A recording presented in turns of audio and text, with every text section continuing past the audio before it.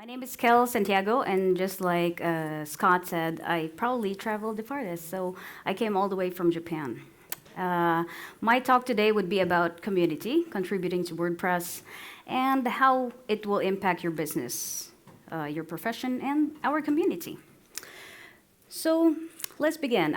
For 5 years, I was in the hospital, but not because I was sick, but because I was taking care of those who were. So I used to be a nurse, and that was in 2008. I grew up in a family of artists, so my dad's influence to me was so great that I thought, yeah, I could do something also artistic. So I went into tattooing, so I also added a tattoo artist to my line of career starting 2009. And in 2014, suddenly I got a thought, okay, I'll go to Japan. Great idea. So that one big decision had a huge impact to my life. So there I was. I moved to Japan, and then you know what? That one-way ticket to Japan, things just got real. I didn't know that at the beginning. Things just got this real. Like famous mascot in Japan, and they decided, okay, this guy, you wear this mascot, and then we'll let you run through the fields and escape the mobs. That sounds like a good idea. So things just got real.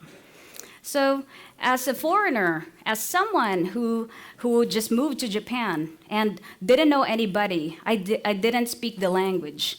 And for any foreigner in that kind of situation, you know that things will get real. So that's the beginning of my story in Japan.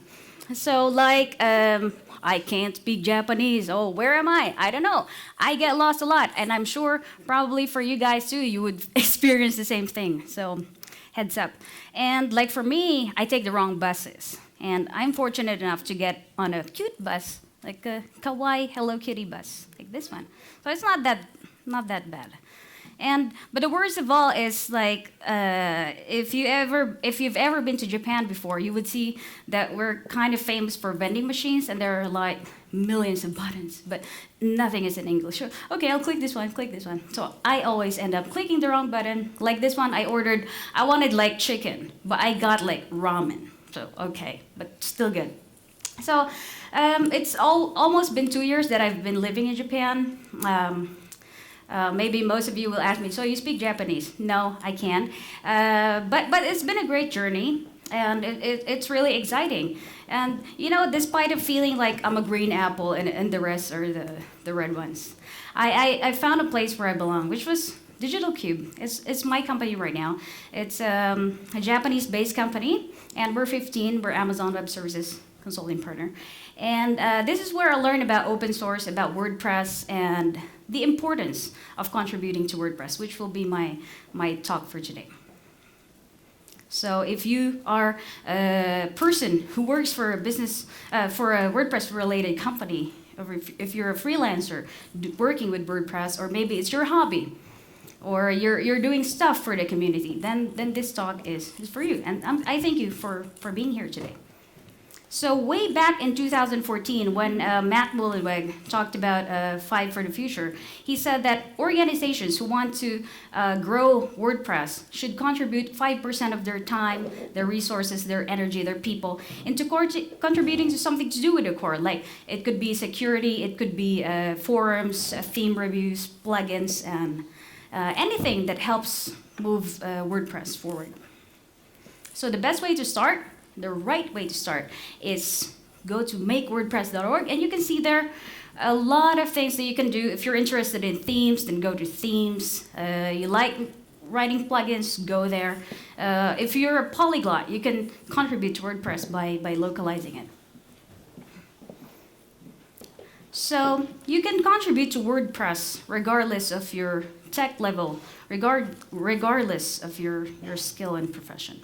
So let's start with a basic one, with one of the most common contribution, which is the core. And some examples, I would use my company's contribution as an example. All right, if you're just starting out, there's what it's called good first bugs. You can also test patches, and when you see a bug, you can create a ticket. When you see a bug, help find it, and then you can also suggest improvements to the software. So far, these are my team's core contribution, and we hope that to continue contributing to the core, to the next releases. So how does it relate to you? How does it affect your business or profession? Of course, if you're working with WordPress, it's right enough for you to know the coding standards. What is the standard of WordPress, the core, and you know it from the inside. Yes? And not only that, when you see your name on the contributors list, you will see like, oh, this is me. So it's a very rewarding feeling to know that you're part of something bigger, that you're part of the WordPress development. And it's also motivating that whole, hey, that's my name right there. It's motivating for you, and you need that kind of motivation to move forward, right? Do you agree? Thanks. Next contribution are plugins. So if you're familiar with this plugin, my team member, his name is Takayuki Miyoshi. He's the creator of Contact Form 7, and he said in his talk in WordCamp Tokyo last year, he said, we should choose free plugins. And he goes, if good plugin developers don't grow, the WordPress community will be weakened. So what is he talking about? So he's saying, when he said you should choose free plugins, you should choose to create free plugins. Because free plugins are high quality and it's good for the community. He compared free plugins to the paid plugins. He goes, free plugins are of higher quality because paid plugins have paywall, and only paying customers can access the paid plugins. And based also on his experience, he said that premium plugin authors, premium plugin developers don't get that much feedback as compared to the free plugin authors. And you know that feedback has a huge role in developers' growth and learning. So we can learn from each other's code. Developers can learn from each developer's code. And the more good codes are available, the better our WordPress developers become, which is true. All right, number 3 are themes. You can submit your themes to WordPress.org, theme directory. You can also upload there your commercial themes. Let's take one example from my team member who contributed to Underscores. Underscores is a WordPress starter theme. And when she contributed there, she learned, of course, necessary skills, and it inspired her to create her own theme, which is Iemoto, the one you see here on the right. It is a WordPress Underscores starter theme inspired, and it's integrated with Grunt in it, Gulp, and Sass. And it follows all the fixes and features and upgrades of Underscores. And you can automate theme process development with it, which is cool. So how does it affect the business? Why is it important to contribute to themes? Of course, experience. Experience is something we need in our career, right? And not only that, if you guys are on LinkedIn, you know that it's a professional portfolio, but also if you contribute to themes and you put your theme on the directory, it's also an extension of your professional profile. And I think one of the best of all is you get to meet clients with different needs. So you know how you can adjust your time, how you can adjust your design to a client. And you know that clients are different from the other. The 4th one is localizing and globalizing WordPress. How you can contribute and where you can do that is you can become a translator, and by joining the polyglot team. So the example here I put was the Norwegian community, polyglot community, and you can find them here. Probably some of them are here. And you can, if you're interested in translating or lending a hand, you can just take a look at this slide or find some people and they will tell you how to get started right away. So when WordPress was translated into Japanese, our Japanese community members started to understand what WordPress is really about. They have now a deeper understanding on how it works, what to do, where to contribute, and how to do it right, basically.